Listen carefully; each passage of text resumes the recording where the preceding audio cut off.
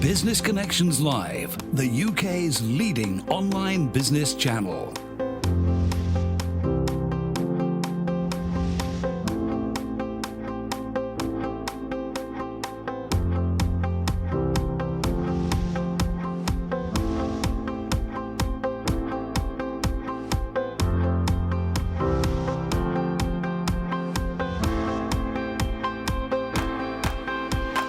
This is Business Connections Live with Steve Hyland. Hello there, welcome along. This is Business Connections Live, the program for entrepreneurs, SMEs and business owners. Now, on today's show, we're going to be discussing why LinkedIn is the most misunderstood social network. I've got a real expert in the studio. It's his second time on the show. Joining me in the studio today is the LinkedIn man, James Potter. James, lovely to have you back on the program again. Nice to see you again. Listen, the last time you were on the show, I think there was a lot of very uncomfortable moments throughout the course of the program. A lot of people thinking to themselves, I am really getting LinkedIn so wrong. For those people that are not familiar with what you do, just give us a brief overview. Most people on LinkedIn joined it because they thought there was something good in there and they could find some nice people to talk to help them develop the business or to find some more clients or to do whatever outcome they were trying to seek. But then having got onto it, they couldn't really work out what they needed to be doing. And there's no good instruction manual as such. So we do lots of research, we've done lots of training, we've helped lots of people understand what they need to do to actually make this stuff work. So it's actually delivering the outcomes they're trying to get out of it. Now, the title of today's program is The Misunderstood Social Media Platform. It isn't quite that, it's slightly shorter than that.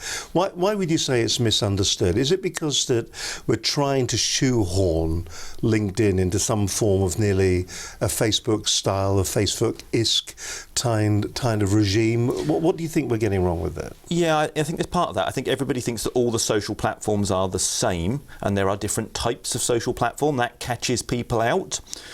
I think there's also a perception that we need to put some sort of false identity, some false front, some wonderful life type approach out there when we're talking to people, and I think that plays into it. I think it comes down to me with context. I don't think people have got the context of LinkedIn quite right, and then they consequently don't do quite the right things and it doesn't quite work for them. You're quite simplistic about the way to use LinkedIn, aren't you? It's who you know. Talk to the people you know, talk to them as a human being. If they say something nice, say thank you. It is a very simplistic approach that you have. Is it that you feel that a lot of the social media experts are trying to overcomplicate it? I think a lot of people would like you to think it's a lot harder than you realise. I think for me it's about helping people to bring the barriers down. Actually, because they think it's things it's not, it makes it difficult for them to talk to people and make it work as it should.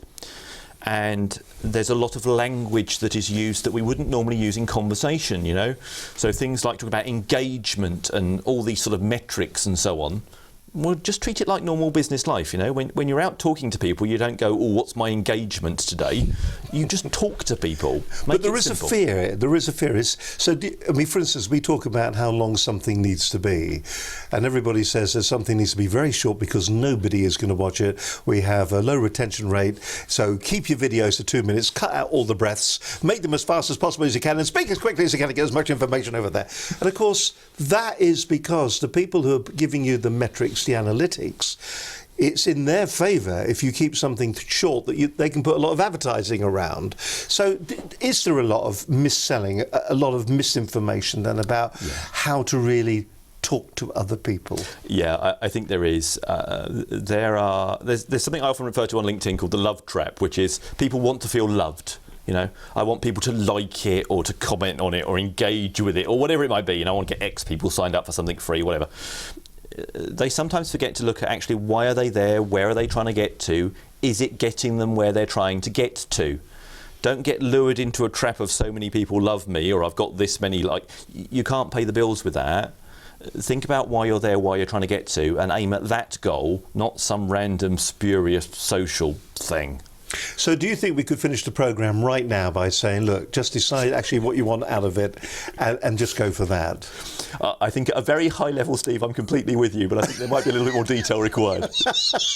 All right, now what we're going to do on today's programme, we're going to work through, we've got a few topics. So we've got how to think about LinkedIn differently to get it into context, which we kind of touched on there, and why thinking about LinkedIn as a social media is wrong and will not get you the results that you should, and how to be good human on LinkedIn as well.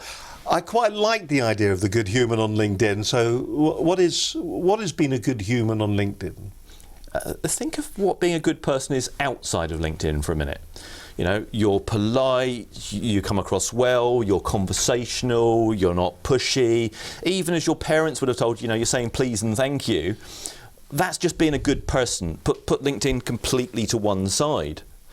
Now, you talk about LinkedIn, why are you leaving that outside? Let's just have you being a good human being on LinkedIn and interacting with the people like you would do in your normal business life. Now, in our normal business life, we only probably ever come across maybe a couple of hundred people in total.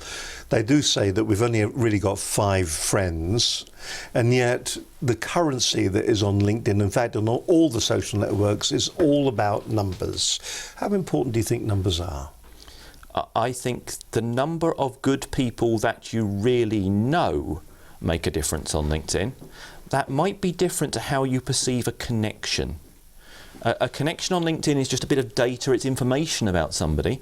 Whereas when you really know them, you can pick up the phone to them, you can talk to them, they'll share insights with you, they'll help you if you ask, etc.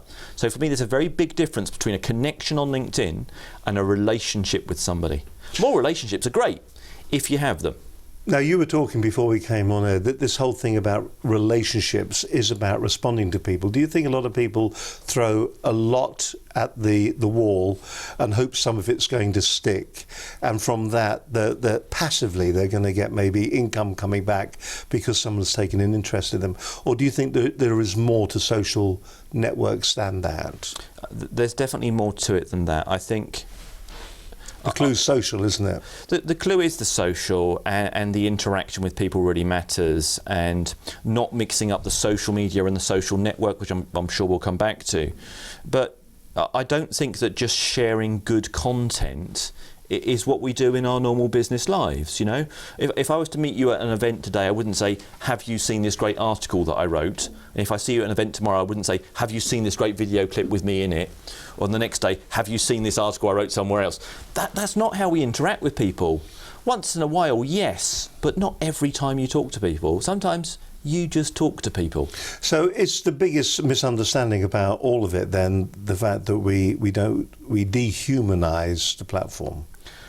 I think partly that we dehumanise it, partly that we mix up our social media and our social network, and partly, we all go online and try and find some advice to help us, and there's lots of very broad, very general advice about every social platform all combined, and it doesn't necessarily travel well when you get into LinkedIn. Now, there's a lot of people going to be watching this on a number of different social media platforms. Facebook Live, we're broadcasting on that at the moment, and also on YouTube. It's going to go out on Stitcher, Blueberry. It's going to be going out on Roku. There is a number of platforms there.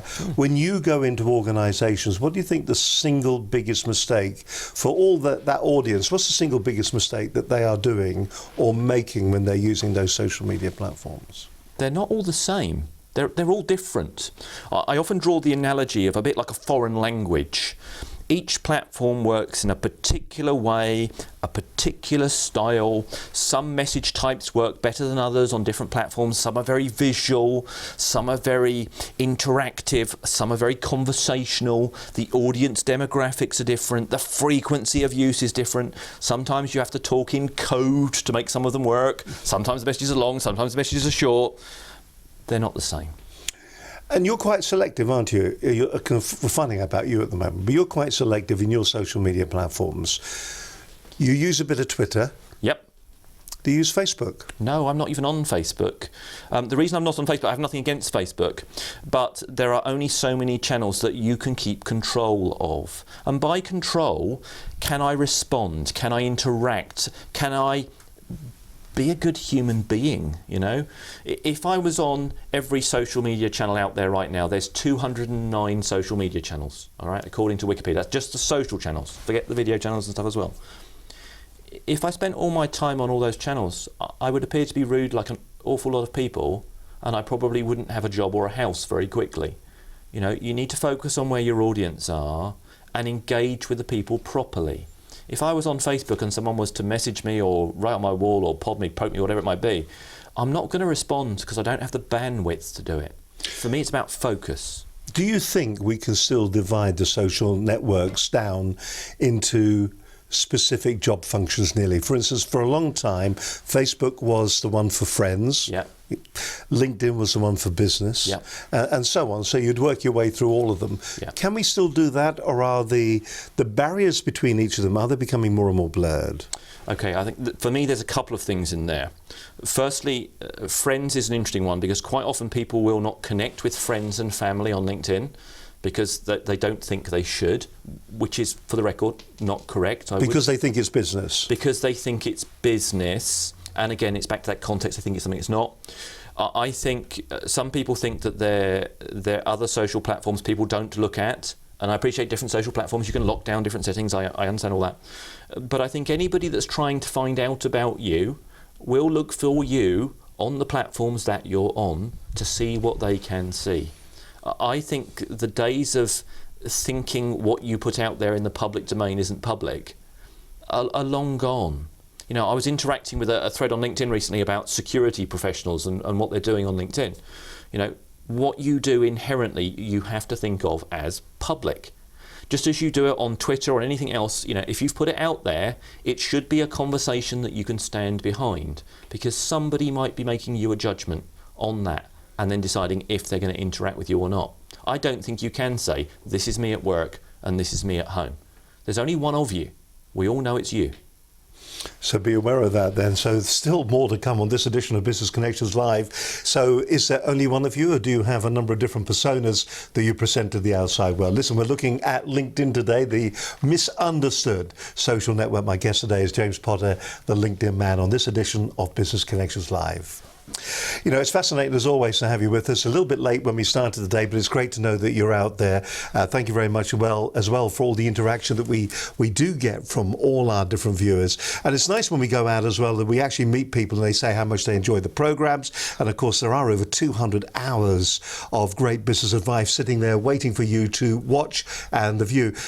We've tried different experiments as well over the past couple of months where we cut some of them up to make them a bit smaller. But really, if you want to get the full majesty of one of our programs, then really you need to just sit back with maybe a large glass of wine, and then you can watch for the entire hour as this information just rolls out for absolutely free for you to grow and to be more successful in your particular business.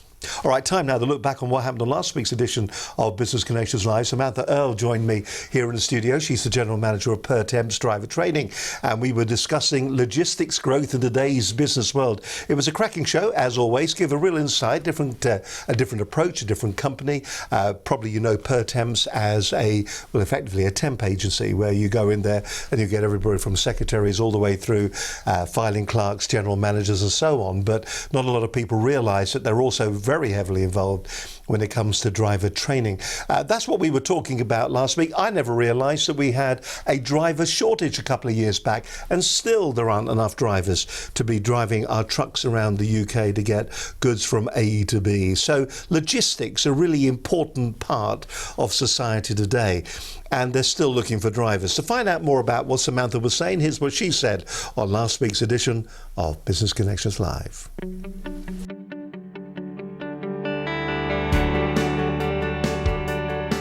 On today's show, we're going to be discussing logistics growth in today's business world. Joining me in the studio today is Samantha Earle. She is the General Manager of Temps Driver Training. Most people will know Temps as a recruitment company. We've got a branch of 150 networks. We're multi-divisional.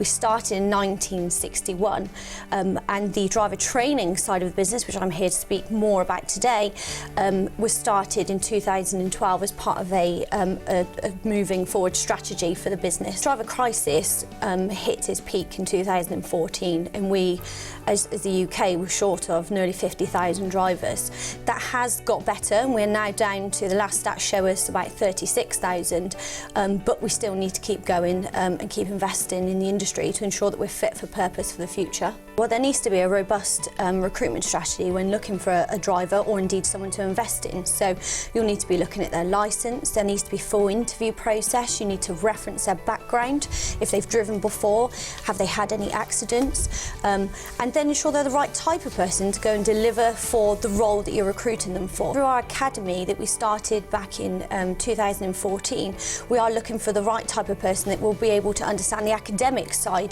to becoming a driver, or indeed being a driver, which is the driver's hours, the legislation that they'll have to work through during their career and understand.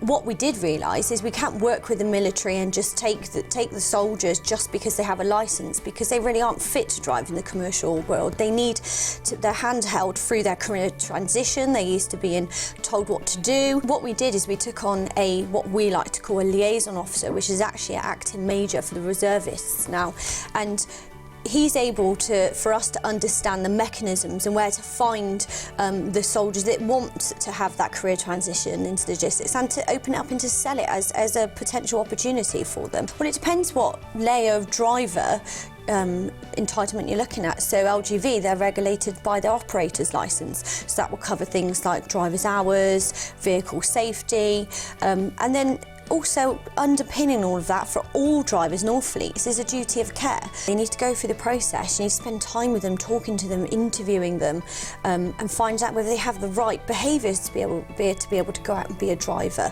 Well, we go in and first and foremost our goal is safety. Actually, we're a driver training business. Obviously it's great to save money, and you can set up programmes that you do have a return on invoice. Honestly, you know, you bent metal cost and stuff, but actually what we're trying to do is reduce the risk of losing life. But ultimately it's very case study based. You know, if an accident and a fatality was to happen in any type of vehicle, then there's going to be investigation involved. Have you looked after the vehicle? Let's have a look at your maintenance records. Have you done any training for your drivers? Have you been proactive?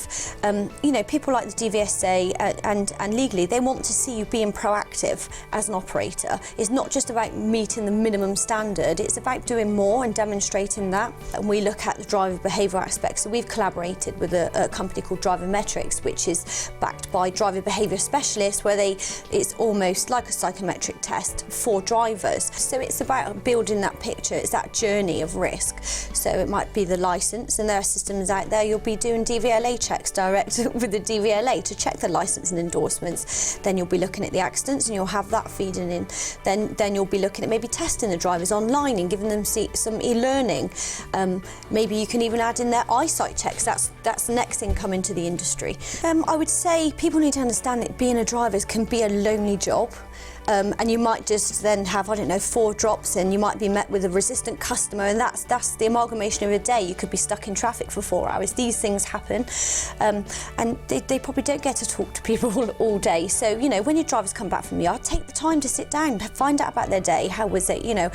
I'm a great believer in how you manage your people, sort of lead from the front, be interested in them, and I'd urge anybody else to be the same, really. I'm Samantha Earl, General Manager. Happy to have been with you today. So I believe that the core things to remember, from a driver perspective, choose the right employer that is going to offer you that continued professional development and handhold you in a very stressful job sometimes. The second thing is to work with, if you're a client, work with a training provider that is going to be bespoke and help you actually reduce road risk, and it's meaningful to you. Thirdly, engage with your drivers. If you're a client, engage with your drivers, spend the time with them to understand the pressures that they come up against day to day. And that's it, really. For more information, please go to our website.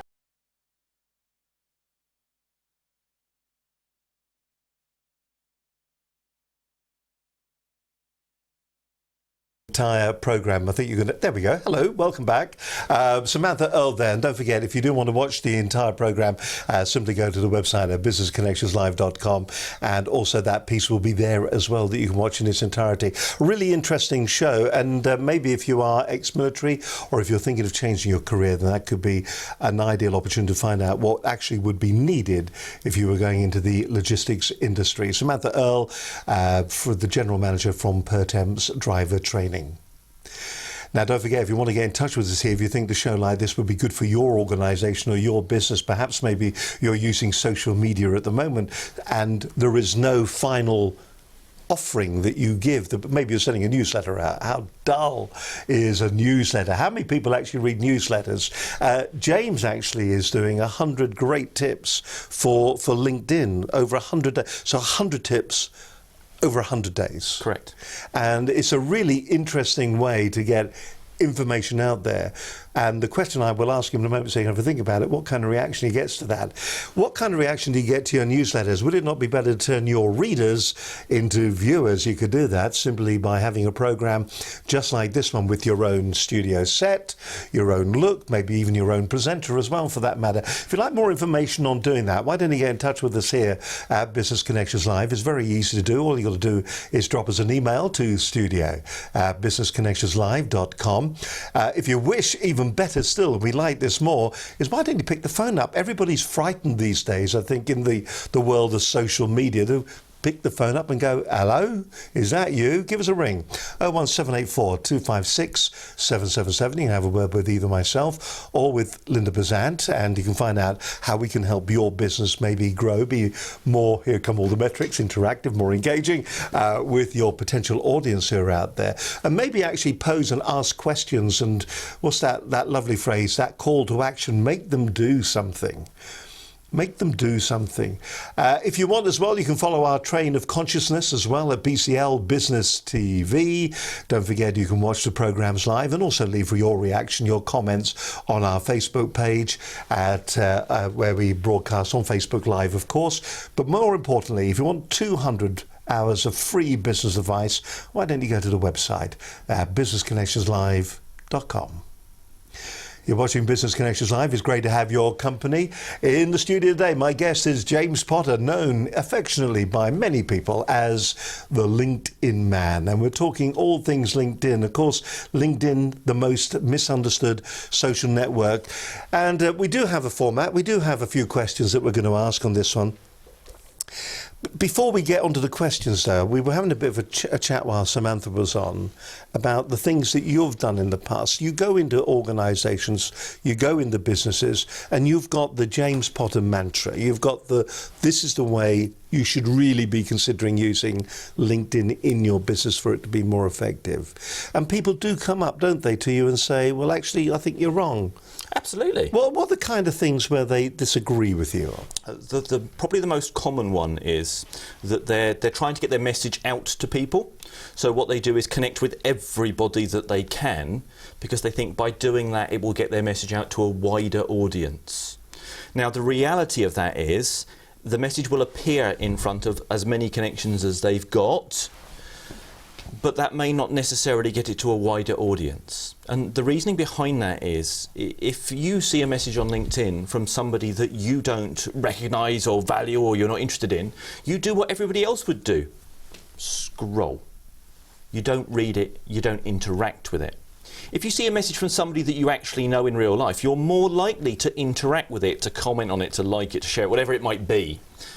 But by doing that, you in turn share that message with your connections. Now, of course, your connections value what you interact with and what you like, so they're more likely to interact with it as well. So actually, if you're trying to get your message out there to a wider audience, ironically, less connections is actually better, because they're more likely to interact with you. But equally, if you're just trying to get your message out into the press, then start looking for the press people that your network connections already know, because they'll introduce you if you ask. If only you knew who to ask. And that's something we're going to talk about in a while. What about when you are reacting to something? Do you have to, is it a considered reaction? The analogy that I would give you for the reaction is if someone was to say whatever the message was to you in a room full of business people, or on a train, for example, where you could be overheard by somebody you don't know, what would you say? So think about it in that business context, a room full of business people, what would you say in real life? And then replicate that into LinkedIn. And do you think it's important to have a view? Is it good enough to go, yes, I thoroughly agree with that, well done, hurrah? Or is it better to have, is this an opportunity now to vocalise your position on the particular topic? I'd come back round to that room full of business people, because now we're talking about personality. If you're the sort of person that go, yes, I completely agree, that's wonderful, then go with it. If you're the sort of person that would say, yeah, I agree, but have you thought, my perspective is, then go with that. You know, it is an interaction, it's a conversation between two parties. I was once working for an organisation and I won an award within this organisation for the man most likely to have an opinion on everything. So the chances are that I'm going to be the bloke that's going to have an opinion. James, let's talk about LinkedIn then and the key things, the key learnings that we want to get over today. How should we be thinking about LinkedIn differently to get it into context? What are the core things that we need to remember? Okay, so the core thing to think about with LinkedIn in terms of the social platforms, LinkedIn is not social media, right? It is a social network. It is about people that you genuinely know in real life. The reason for that is because I want you to start refocusing your business expansion efforts from being the people you're connected to the people that your connections know. Those people you could get introduced to or referred to, for example. It's a bit like your traditional networking in a room full of people, you know. It's not about trying to sell to the person in front of you. There's only one of them. Talk to them about who they know. Who could they introduce you to? The difference with LinkedIn is you can see who they know. You know who to ask. And that's why knowing those connections becomes incredibly important. The reason why I'm reinforcing that point around the social network not being social media, it's not about broadcasting, it's not about shouting, it's not about taking a position, it's not about being liked and loved. It's about talking to people in the context of business. So then how important then is that initial contact, that initial introduction? There's a message that comes up when you say, yes, I want to be connected to this particular person. It says, do you want to send a note? I'd like to add you to my professional network on LinkedIn. Unless you're an iPad user, as someone that I trust, I'd like to add you to my professional network on LinkedIn. Yeah. I feel so special about you and I value our potential relationship so highly, I can't be bothered to personalise that note. Yeah? What does that say about you? It says, well, when it's vocalised like that, it says tons, doesn't it? But so what do you do in that case? Do you stand back for a moment and we have looked, and when we're connecting with people on LinkedIn, we're quite clear on why we're connecting. We actually will research and look at the individual. If we don't know them that well, we try to be relevant to their life. And the questions that we ask, we try to be relevant to where they are and what they're doing. Is that important to do? Should we not in a blasé way be going, yes, okay, I'm going to connect with you. Yeah. Okay. Standard reply. Thank you very much indeed. Yeah. Okay, so right, there's a few things in there just from what you've said. So most of us live in a competitive environment. There's always someone else that does what we do. So you have to think about that differentiation, the why you stuff from the outset. And if you've had a good conversation with someone and you're sending them a connection invite afterwards, how about differentiating it on the connection invite by saying, it was great to meet you at that event, really good to have that conversation, be good to keep in touch, why don't we connect, be great to, whatever it might be you would say, yeah? You can always do that on LinkedIn, all right? And I know there's a lot of people think you can't, but you can. All you need to do is to look at someone's profile, even on the mobile phone, if you look at their profile, yeah, on the PC, look at their profile. If you hit connect on the PC, a little dialogue box pops up and says, do you want to add a note? And of course you're going to go, yes, I am human. It's lovely to meet you, etc. On the mobile phone, you push the little 3 grey dots, the menu options, top right or bottom right, depending on what app you're on, and you can personalise the note. There is no excuse for not personalising a connection. Just make sure you're looking at the invite when you send it. The reason for doing it is back round to that being a good human being. You know, you're trying to make yourself stand out. Make yourself stand out by being a human. Do you think, what's your feeling of people who feel that they get invited by too many people? They probably do. Being on the receptive side of that. I mean, what's your thoughts about that? Well, people generally tend to over-connect. All right, and the reason behind that is because they're into the mindset where it's a social media platform, more connections must be good, mustn't they? This is the currency of numbers. The currency of numbers. They're not thinking about why. They're not thinking about any validation.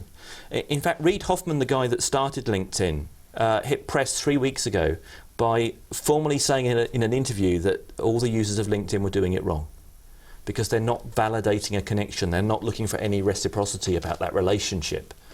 Well, not all of LinkedIn's users are doing it wrong. Some of them have been doing it right, Reid, so come on. But there is a mindset that more numbers are good. It's not about the numbers. It's about the relationship, and it's about the authenticity, the genuineness, the relationship, the realness beneath it. Isn't that the issue that we have with all social networks, that we forget they're social and we forget that it's a two-way conversation? Yeah, I think there's definitely a bit that we forget that it's a two-way street. People use LinkedIn for all sorts of different reasons. So, procurement people are one of the most interesting audiences I've ever trained on LinkedIn. The way that they look at the world is different to everybody else. In what way? Well, they're looking for telltale signs of things like competitors they can get comparative quotes for, indications of your income, all those sorts of things. And you can be giving it away on your LinkedIn profiles and not even realising it. It's really important. I was told a story this morning, actually, at an event I was at this morning, of a client that had actually lost work because a normal client did a beauty parade, invited all the suppliers in, and then looked at all of their LinkedIn profiles and actually blew them out on the basis of their LinkedIn profiles alone. Whether we like it or not now, more people look at us online than meet us face to face. Which is a very frightening situation to find ourselves in. Or is it? Depends on what your profile's like, Steve. Because that's the profile thing, isn't it? So very briefly then, the key things we need to remember about our LinkedIn profile. What should we be doing there? You looked at mine last time and went, oh yes, does this tick, does this tick. Yeah. You don't talk like that in real life. Yeah. By the way, I haven't changed it because I quite like, and I've seen other people who have a similar kind of profile as mine. But it was interesting to see your reaction because you felt that it didn't get over what I do, or me. There's interesting things there because you said because other people have got that profile, that's the profile that you want. I quite like the style. Okay, you like the style. But meeting you face to face and meeting your profile, there's a difference. You're a lot more personable, friendly, warm, outgoing human when I meet you face to face than your profile conveys. They are whispering in my ear, no, he's not. Very cruel. Very cruel. Not very nice at all. But so really, what you're looking for, I suppose, is the essence of who you are to be reflected in your profile. Authentic, professional personality is what's going to be there. The way that I often refer people with their profiles, and it's one of the questions that I often struggled with when I started was, is your profile as good as you are? If you look at your LinkedIn profile and you read it with a critical pair of eyes, would you still phone yourself? And that's a great thought process to apply to your LinkedIn profile. I'll tell you what, that is something to be thinking about, isn't it? Just from, by the way, these are all our social media platforms that you can get in contact with us there, but would you recognise yourself from your profile that you currently have on LinkedIn at the moment? Are there any other hints and tips, perhaps, that you would give when it comes to writing? There's thousands, actually. First person, authentic English. James would never talk about James in the third person if James was to meet Steve at an event. James would always say that... No, we don't do that, do we? No. Unless you're Donald Trump, of course. Well, let's not go there. I think of it as a conversation that you write down. All right, you're having a conversation with someone across a desk. That's what your profile is doing. So that's the style. So think about it as authentic and genuine. Photographs, really important on LinkedIn. You're 21 times more likely to be looked at with a photograph on LinkedIn, but make sure your photograph looks like you at work. Do you wear the suit and the tie? Do you do the open neck shirt? How do you meet a client? That's what your profile picture should look like as well. You might think that holiday snap looks really good. That procurement person might think it's telling me how much you earn. that business professional might be thinking you spend your time on holiday rather than working. You've got to think about what these things say about you. But the other thing with profiles as well is, profile on its own is a small part of LinkedIn. It's a bit like going to the biggest networking event on the planet and standing on the outside in a suit and smiling, waiting for the world to fall at your feet. You still got to talk to people, you still got to interact, you still got to know some nice people. It's just part of it. So more from James in just a few moments' time here on this edition of Business Connections Live. Well, we're live here on a Monday lunchtime. It's great to have your company as always. Thank you very much for taking the time out of your busy working day. Maybe even while we're doing the program, maybe you're sitting there with your PC, your laptop, or your mobile device, your smartphone, and you're looking at your profile right now and you're thinking, should I be changing that? The chances are probably that maybe you should be, or at least you should be maybe rethinking the way that you now approach LinkedIn to make it more useful, to make it something that really is something that you can go to, and it's just not just a social platform or a tool, that there's a little bit more, there's a bit of humanity in there as well. Okay, let's go back and get some more great advice from people who have been on the program in the past. Adrian Munn joined us from Monochrome UK a little while back, actually. We were looking at the future trends that will potentially shape our world. We were looking at Microsoft HoloLenses and self-contained holographic computing. I mean, the office is going to change over the next few years. How's it going to affect where you work? What can we expect the future to bring to all of us? Once again, a cracking show. There were some key takeaways from that particular program. Just to remind us, here's Adrian Munn. My name's Adrian Munn from Monochrome, digital agency with a high creative and technical edge.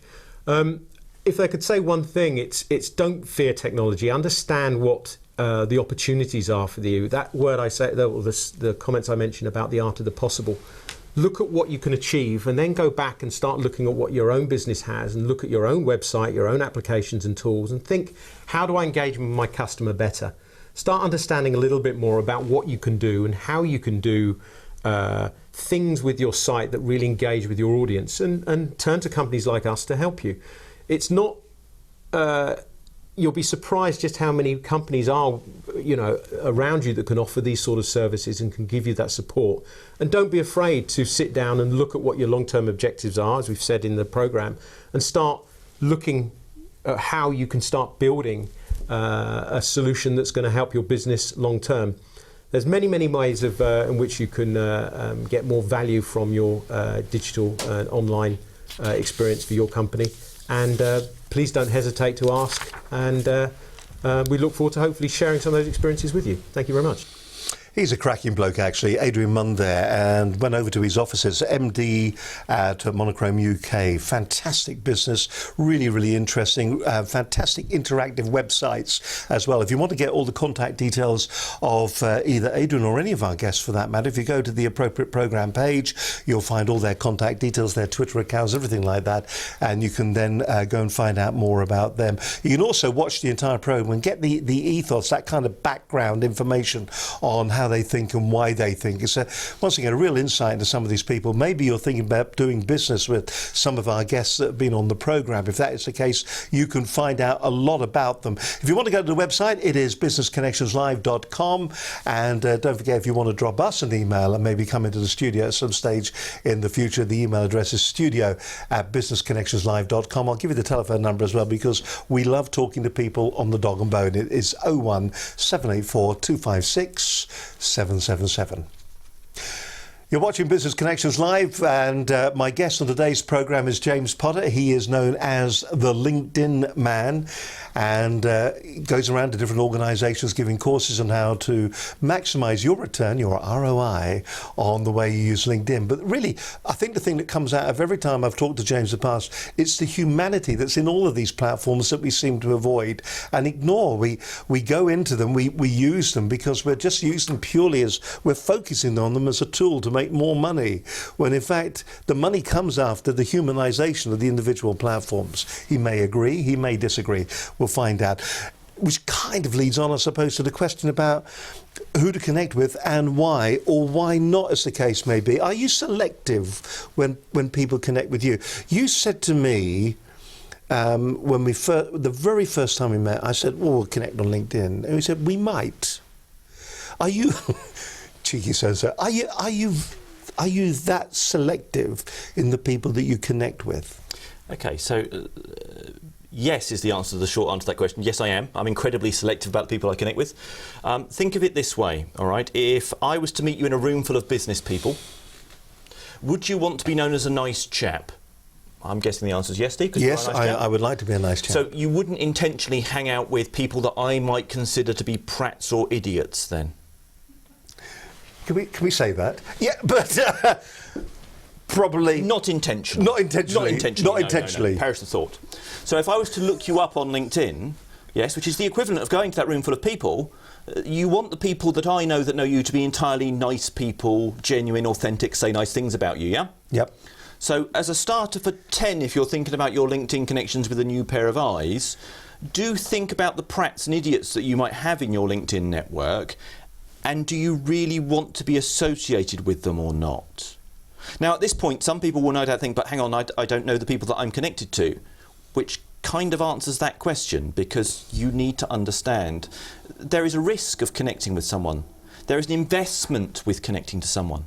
If you're going to connect with someone, I want to know, in your case, for example, you know, where you're going, the people you find interesting, who I might know that you'd find interesting to talk to. How can I possibly help you if I don't know who you find interesting?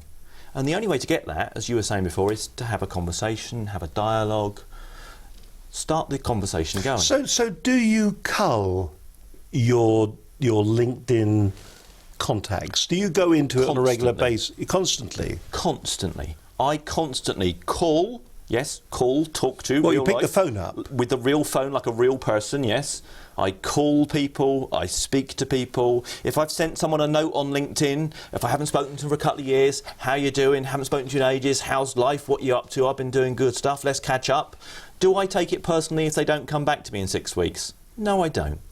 Will I possibly send them another note going, I haven't heard from you, I hope it's just because you're terribly busy, let's catch up, I hope it's all going well. If I don't hear back from them a second time, I will have removed them. Because if I can't talk to people, what's the point? I don't take it personally, but what's the point? It refreshes my memory of what those people are doing, it refreshes their memory of what I'm doing. Perish the thought, it's a conversation. And amazing things happen when you talk to people. Do you have any real friends? I have lots of real friends, yeah. I recently worked out, ironically, that my network, the people that I know, is nearly twice the size of the number of connections I've got on LinkedIn. Is that something that is intrinsically new then? Is it because of the way that you actually build friendships and relationships? Is that what's unique about the way you now approach LinkedIn? And most people do it because they're either looking at LinkedIn as a prospecting tool where, you know, it's a bit like the flyer that goes out, and they quite accept that for every 100 connections they make, one might be a client. Yeah, I think in reality a lot of people are doing what they think is right. You know, without any awareness, without any understanding, without any research, they're doing what they think is right. And whenever we're training people, I always make a point of saying, you know, what you've done before doesn't matter, it's gone, it's history, it's about doing things differently going forwards with a bit more awareness. I've always known that it is relationships that make the world go round. You know, good people that you know inevitably hang out with other good people that you know. They'll introduce you to nice people. Sometimes you've got to ask, sometimes they'll do it voluntarily. It's all about the good people that you know. So consequently, when LinkedIn came out, I got on it because it gave me a way to maintain those relationships and expand on those, to find even more good people. But you must have made a conscious decision at some point that it was going to be a professional network that you were joining, because, as you said earlier on, you didn't go on to Facebook, which would be more of a friendly social network. Different tool, yeah. Different tool. I've come from a professional world, and particularly where you're doing things that are high trust or high value or even high risk, or possibly all three, the relationship is critical to that. And you have to find a way to maintain those relationships, and you have to find a way to do it efficiently, because we all get more and more relationships as we go through life. And I got onto LinkedIn originally, one of the reasons being I knew a lot of good people and there wasn't enough time to go around and see them all, and it gave me a way to keep in touch. But if I'm going to connect with someone, I want to know they're a nice person. I want to know how I can help them. I want to know who they find interesting. And it's amazing where those conversations get you. Do you feel that evangelistic approach to using LinkedIn in that raw way where you are qualifying the contacts that you're talking to, over the years now, because of the way people do use it, is now becoming more and more diluted? And is LinkedIn losing its value because of that? I think LinkedIn's biggest risk in many ways is that people think it's a social media platform. So I think the users of LinkedIn will ultimately make or break it.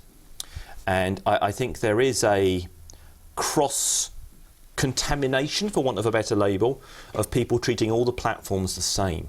And that's actually really bad news for the users, actually, because if you're on LinkedIn every 10 minutes through a day, which might be the right thing for you to do in your world on Twitter or Facebook, whatever it might be, it's telling all the users of LinkedIn that you're not focused on what you're doing, that you've not got a job that you're concentrating on. That's not the image you're trying to put out there. Will they perceive that? Will they see that, do you think? Absolutely, yeah. I mean, because when LinkedIn went through a big redesign between December and March, they changed the interface on profiles particularly. Your activity is very public. Now, if I see you spending all day long on LinkedIn, you're not working. That's not good. It doesn't help with that image that you're trying to portray. It doesn't pay the mortgage, does it? It doesn't pay the mortgage. Likes do not pay the mortgage, unfortunately. You have to focus on the outcome that you're trying to reach, or the people you're trying to reach. Would it not be better, do you think, James, that we went back and we said, LinkedIn's all very well, but what I'm actually going to do is I'm going to get a small black book. And what I'm going to do in my small black book, I'm going to write down 100 names of key people that I know and I can't. Actually, this sounds like what you're saying, doesn't it? But is that the equivalent, the black book of contacts that people used to have? You need to be able to. Here it is. If I could take you back in time, oh, yes, where the only thing that mattered in a role was the people that you knew, your Rolodex, your black book, and the telephone that you had. Yeah. The difference is that Rolodex is now probably your LinkedIn once you've thought about it a little bit differently. The advantage that you now have with that Rolodex is you're not looking at just what those people do, you're looking at if they do it well. You're looking at what they're talking about, and you're looking at the people that they know. You are still using a telephone. I am the biggest fan of talking to people on a telephone, over a cup of coffee. LinkedIn works best over a cup of coffee, over a telephone, not on the app.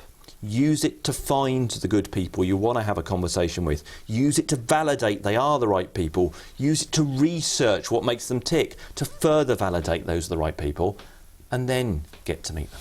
Because of LinkedIn and the other social media platforms, are we losing the skills of conversation, picking the phone up? That's a personal hobby horse, that one. Yes, I think we are losing the ability to have a conversation with people, and not just on a telephone. Lots of people are afraid of telephones, but I think increasingly people are afraid to actually talk to people. I wrote a blog ages ago, who's afraid of the big bad human? We'd rather send an email than phone somebody. And we do it because we say in our minds it's efficient. Well, it's not if you send the email backwards and forwards and backwards and forwards and backwards and forwards. Pick up the phone and talk to people. It's a much easier way to have a conversation with people. Whether you do that conversation on a phone, on a Skype, on a video, face-to-face, just talk to people. People they often say, don't they, that the thing that people hate doing is public speaking, and it's the fear of public speaking. And the fear comes from rejection. Yeah. And when people pick the phone up, what they're fearful of is rejection. Is there a way to get in the appropriate mindset to get around that? Absolutely. So I'll take you back to LinkedIn Black Book being your connections. Bottle of wine always helps me. Take you back to LinkedIn being your connections. You know the people you're phoning. You're not phoning a stranger, you're phoning somebody that you already know. So what's a typical conversation from you then, when you pick the phone up? So somebody that either you've met or you've been introduced to. So let's say, for example, I am looking for, and I'll use the example from the previous clip actually, the lady from Pertemps doing driver training. Right? Yeah. So say I wanted to talk to her. I'm looking for her specifically. I found her on LinkedIn. You're my connection that knows her. What would I do? Well, in a telephone context, I'd phone you. Or, Steve, how you doing? How's life? I've just seen that you know nice lady from Pertemps. Is she a nice lady? I was thinking about having a conversation with her about LinkedIn. Do you think she'd find it useful? Because I've done some stuff with people in that sort of distribution and courier world before that they've used that stuff quite well. Would she find that conversation useful? And if you said yes, I'd say, well, you couldn't introduce me, could you, on an email like I've done to you before? That'd be really helpful.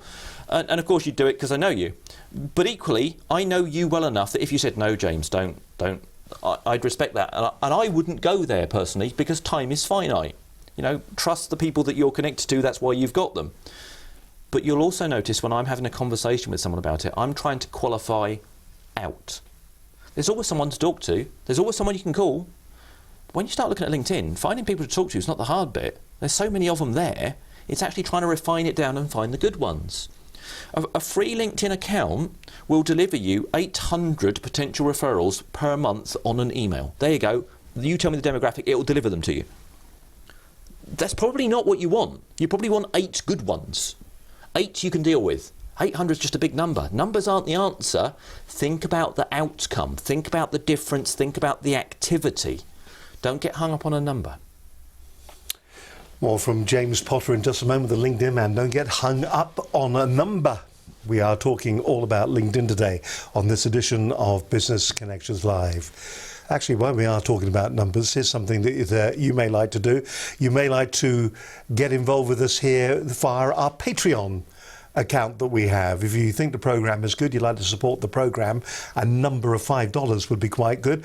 If you'd like to go along, obviously the programs are absolutely free, but we do invite people to support the channel. It's dead easy to do as well, for that matter. All you got to do is go to the website at businessconnectionslive.com. Watch out for the orange tabs. They're all over the site, in fact. You just click on those. And what we're doing is, this isn't one way. We're not sort of saying support us on Patreon and, you know, hey, thank you. What we're saying to you, support us on Patreon and we will reciprocate your generosity.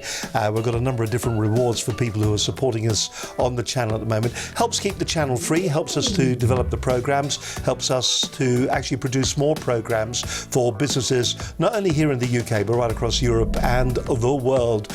Because it's interesting, when we look at the analytics back from the program, huge audience in the UK, huge audience in the States, and also a huge audience in China, which really did surprise me. So if you want to be involved, all you got to do is go along to our website at businessconnectionslive.com, find the orange tab, click on that. It'll take you to our Patreon page. And if you want to be part of the program, if you want to come on it as a guest, there's an opportunity there to do that as well. If you are a large corporate organisation, don't forget you can always support us on Patreon and perhaps maybe have your own program as well here on Business Connections Live.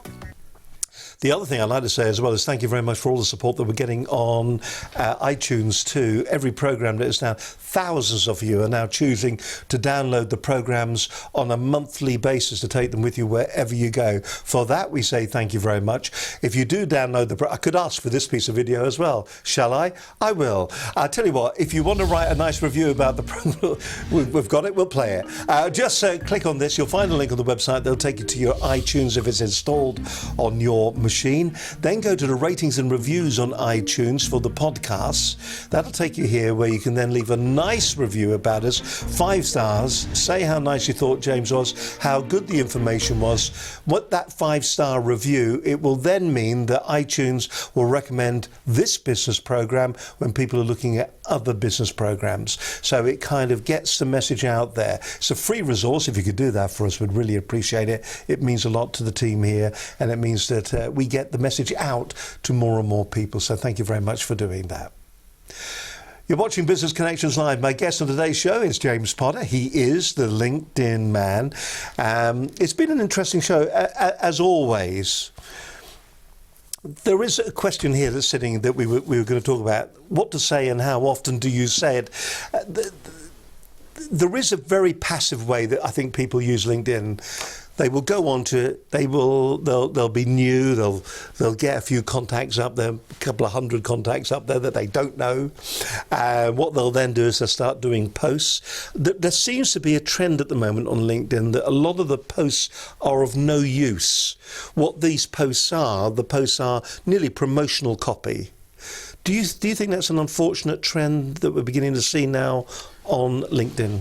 Your background to people taking broad advice across every platform, where it says get your message out there, get your call to action out there, get some great content out there, share stuff, like stuff, whatever it might be, without thinking about the context of LinkedIn being that room full of business people again.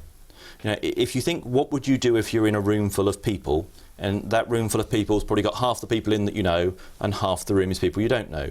You wouldn't walk up to a random stranger and go www.iamfab.com and hold it in front of them, would you? So try to resist doing that sort of thing on LinkedIn. You wouldn't be brave enough, I suspect, for most people to stand in front of someone in a physical sense and say, buy my stuff, I am fabulous. No one does that in real life. And no one would probably react to it well. I made a in real living life out of either. doing that for 12 years. Yeah, door-to-door encyclopedias. Yeah. It's not how most people interact with people, you know. Think about what you'd say if you bumped into someone on a train. If you bumped into someone at an event you hadn't seen them for a while, and they said, lovely to see you, what are you up to? You wouldn't go, hang on a moment, I've got to think of something clever, witty or viral before I can respond to you. Equally, you wouldn't go, have you seen this meme from the Dalai Lama? Or can you help me with this maths problem? Or anything of that nature. You'd say, oh, I'm recording a programme for these people, I'm doing this production, whatever it is. People seem to forget that basic interaction when they get onto LinkedIn. And part of it is because of all the social gurus saying that we should all do stuff and content is king and all this sort of stuff. Talking to people's king. Just talk to people, don't overthink it. You know, if you overthink things, you probably won't do it because you'll make it difficult for yourself. You'll put so many barriers up. Just talk to people. Well, let's have an example. Now, we haven't looked at any sites, which I think is a good thing when we're doing this, because sometimes it can end up looking like a tutorial on how to use LinkedIn. So let's just think back for a moment. What was the most recent post that you put up on LinkedIn, and what was it about? Oh, so the one I put up this morning, actually. So this morning I put a post up and I wanted to validate an assumption, all right? And the assumption I was trying to validate was, do people interact more with people that they know or with random strangers that they see in their feed? Now, right? what was the context that you put that in? Was that Exactly the same way as I just said it. Exactly the Yes, same way. yes. So you were asking the question. I was asking the question, and I did put behind it in brackets, you can't have both, all right? And I said, today I'm talking to a room full of business people, and I'm off to appear on a TV show, because that's what I'm doing today. And then I've got a conversation with some consultancies this afternoon about doing some LinkedIn stuff. That's what I'm doing today. That's what I'd say if I bumped into you. Now, that went out 3 hours ago. Yep. And when I first got here this morning, it had 800 and some people see it, which is brilliant. You know, some people go, well, hey, 800 people see it. Okay, it's more interesting for me, on the back of that, who's interacted with it? What did they say? Who's looked at my profile? Is that unusual? Do I need to do something about it? You know, think about why you're there, what you're trying to do.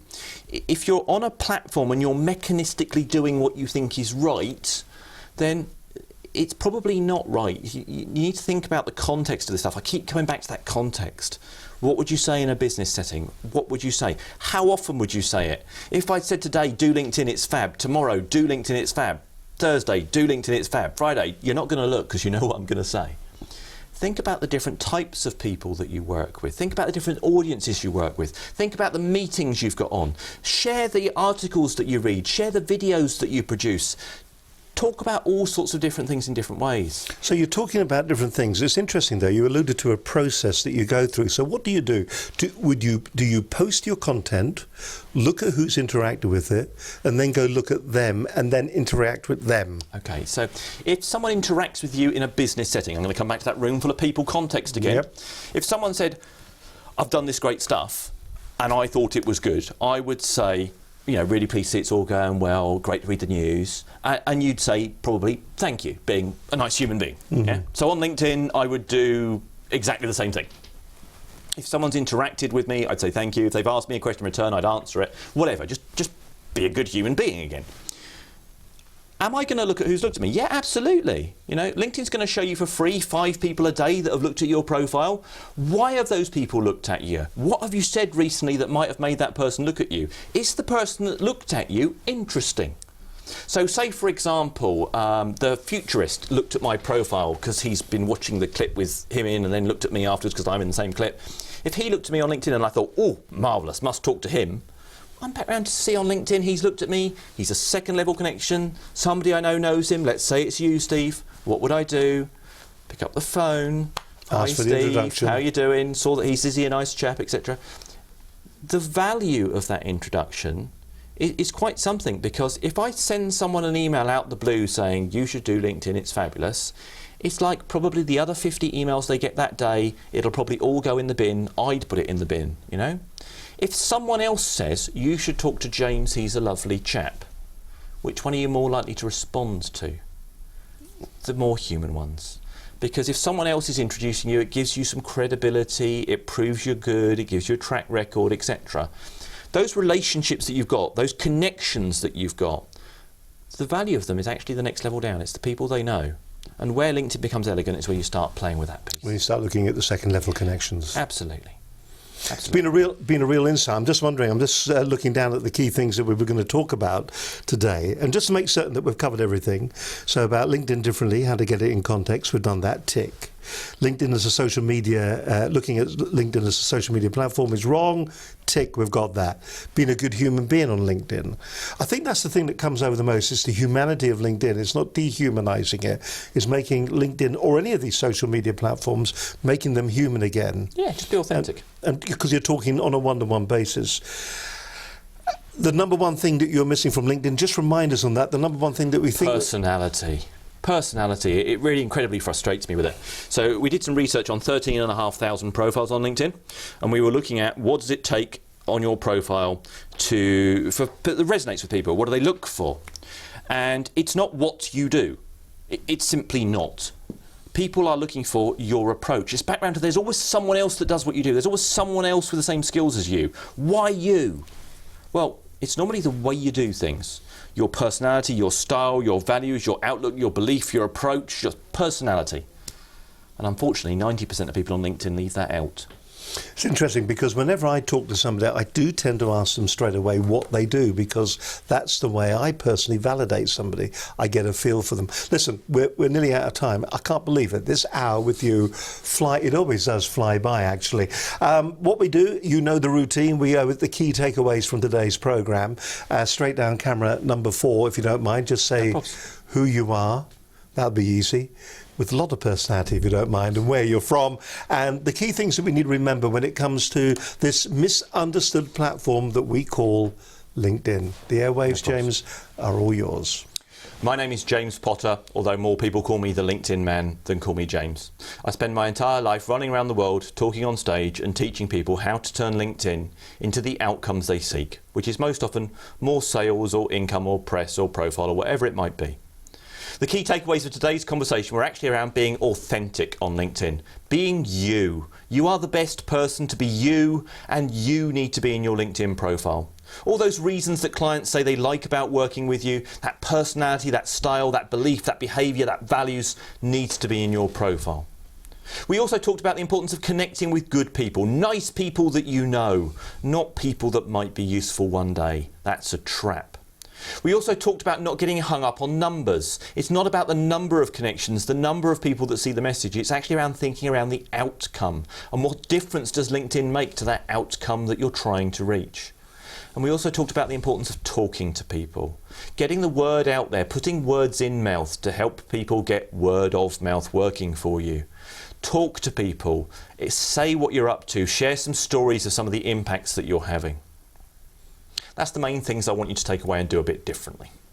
There was a long pause there just at the end. I thought I was going to have to jump in there straight away. Listen, as always, really interesting. If you want to find out more about James, or as he likes to be called now, the LinkedIn man, Potter, you can go along to his website at thelinkedinman.com, and you'll see there the key services that they've got, this consultancy. So if you want to get more out of LinkedIn within your business, how you want to be more authentic, then he can come along, he'll talk to you, he'll train you. Also, if you're looking for somebody to stand up, perhaps maybe at a future event that you've got, then he'll do professional speaking, and there's also e-learning as well. You can see the clients speak for themselves. I mean, this is a bit like your criteria, or a bit like your connections on LinkedIn. These are the people, these are the recommendations that he's got. If you want to find out more, you can go along. There's a great video on the page. You can also sign up for his 100 great LinkedIn hints and tips in 100 days, which I have found absolutely fascinating. It's been a real insight. And the thing that I like about it, there is no call to action in any of them. Okay, it is, you are going, here I am, and here's the information. But anybody else would be going, here I am, there's the information, buy something from me, and you don't do that. Why not? I wouldn't react well if someone did it to me all the time. It tends to bring barriers up in my mind when people try and get overtly and pushy and salesy about stuff. Just talk to people, explain the value of what you do, and let the good work speak for itself. You know, I had a conversation with a client last week in terms of, you know, why should we use you for training, James? I said, look, you know, what industry are you from? And they told me where they're from. I said, look, do you want me to send you some recommendations of what people from that industry have said about working with us? Some of the outcomes they've got, some of the results that they've got. At which point the conversation changed rather rapidly, because we're not talking about being good at stuff. We can prove we're good at stuff. You know, take the references up, talk to the people, read the recommendations on people's profiles, talk to the people that wrote the recommendations, look at the people that you know the person you think about working with. This stuff's all out there, and you can do it for the people you're thinking about working with, just as you can do it for people you're thinking about as clients. James Potter, it's been an absolute pleasure having you on the program today. Thank you very much indeed for joining us. Hope you found it interesting as we've looked at the misunderstood platform of LinkedIn.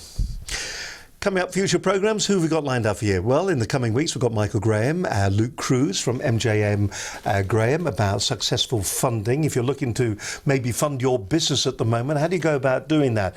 We've talked about funding before in the past. This could be an alternative way to actually go about doing it for your organisation. Maybe you're at that crossroads in your company's progression. You've hit a plateau. You just need some additional funding to go in there to make the whole thing work a bit more smoothly. Well, here's an opportunity to find out more.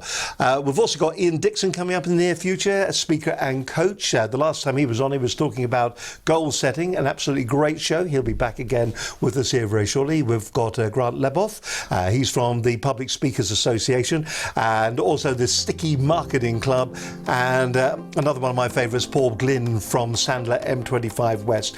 All to come on the program in the future. Listen, that wraps up today's show. Hope you've enjoyed it and found it useful. Listen, get on the LinkedIn and talk to the people you know in an authentic voice. Have a great week. Bye for now.